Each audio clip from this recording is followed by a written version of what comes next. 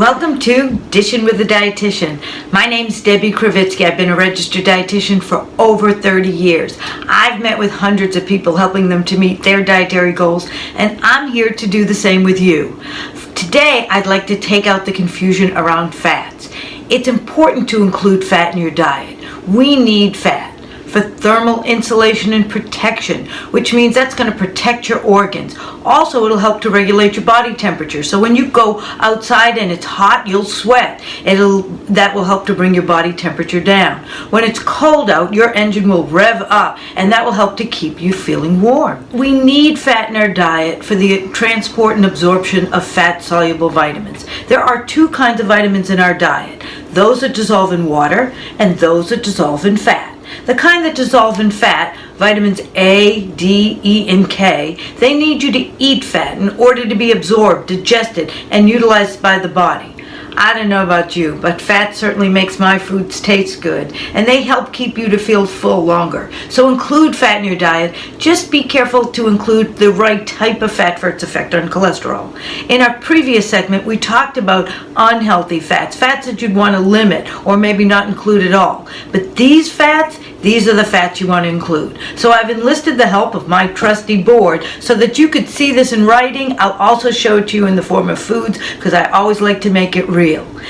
In order to lower your LDL cholesterol, that's the bad cholesterol. L is for lousy and L is for low. You want your LDL to be low because the LDL cholesterol is the kind of cholesterol that will accumulate along your artery wall. That's going to increase your development of plaque and increase your risk for heart disease. So to lower the LDL, the single most influential fat that you can include are called polyunsaturated fats. So when you cook, include one of these: sunflower, safflower, soybean, cottonseed, and sesame seed oil. Now, these aren't fats that many of us oftentimes use. You can use them in terms of nuts or seeds like sesame seeds, or in the terms of butters like sun butter, which is really like a peanut butter only made from sunflower butter.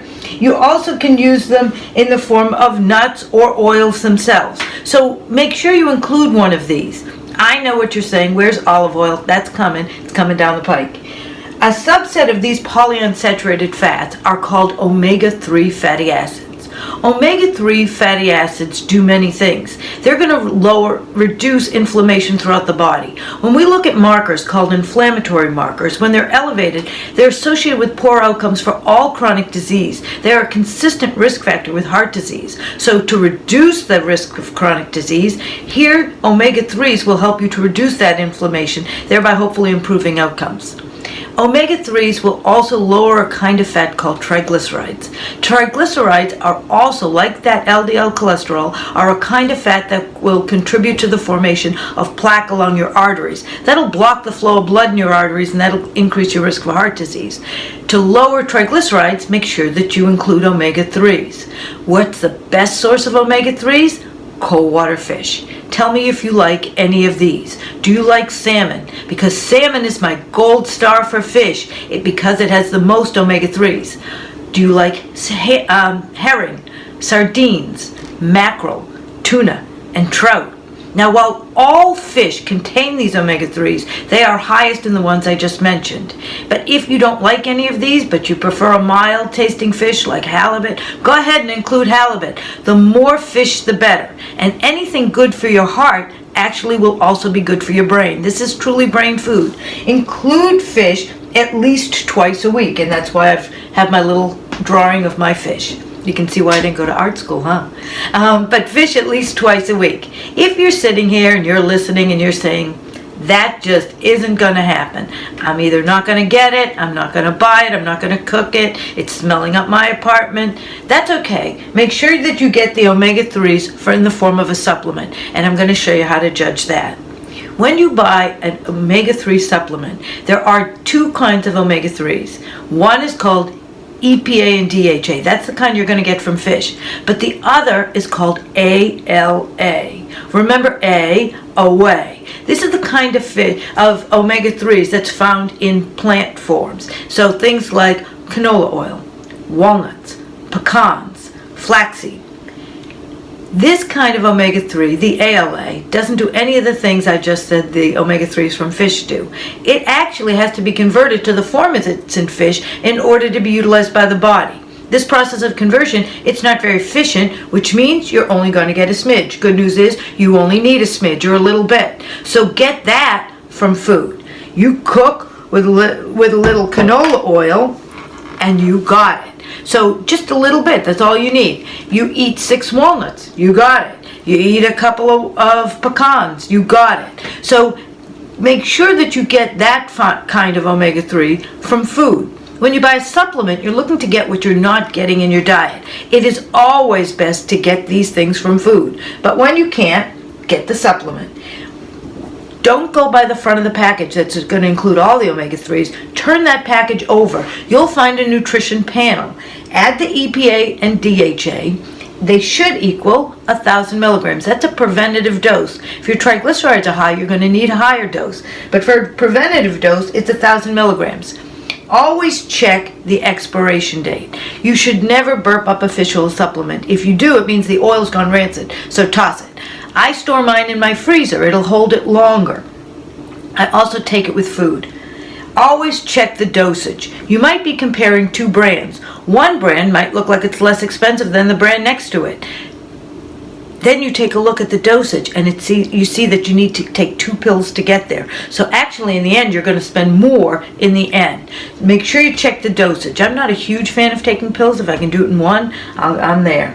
Always check for the USP stamp. It's the United States Pharmacopoeia. It means that this manufacturer has paid the United States Pharmacy to ensure what's on the package is in the package. So it has nothing to do with safety. It just means you're getting what you think you're getting. My favorite omega-3 supplements are called, one you order online, www.vitaloils1000.com. One pill will do it. And I also like Norwegian Naturals. You can find these at Whole Foods. But get the right formula that equals 1,000. One that they have right now is called a Super Omega 2 times. Just make sure that you add the EPA and DHA to get the right formula. If you're a vegetarian, you can get an algal omega-3 supplement, so it won't be from fish. But either way, you'll find that you can get omega-3s even if you're not including fish twice a week in your diet. Omega-3 supplements have to be taken every day. They're metabolized a little differently. If you have fish, it's at least twice a week. Monounsaturated fats. Here's your olive oil. It also includes peanuts, peanut oil, peanut butter, almond butter, almond oil, almond milk, avocados. So your guacamole. These are neutral for LDL, meaning they won't make it go up, won't make it go down. Of course, if you were having cream cheese and then you substituted olive oil, your LDL will come down. But it's more a result of that substitution. In terms of what these monounsaturated fats do, is they're good for diabetes prevention. They improve the function of the lining of the arteries. So include these as well. Mix up your different fats to give you different benefits. So maybe you prepare a stir-fry string bean with safflower oil. Perhaps you made a salad dressing with olive oil, or you cook something else with canola oil. My favorite way to get fats is with nuts. Different nuts have different oils. They'll give you different benefits, but nuts come along in that great package of fiber, and fiber is your friend. This is how we get it. Just be mindful of portions. One last thing. People say to me that they don't eat mayonnaise.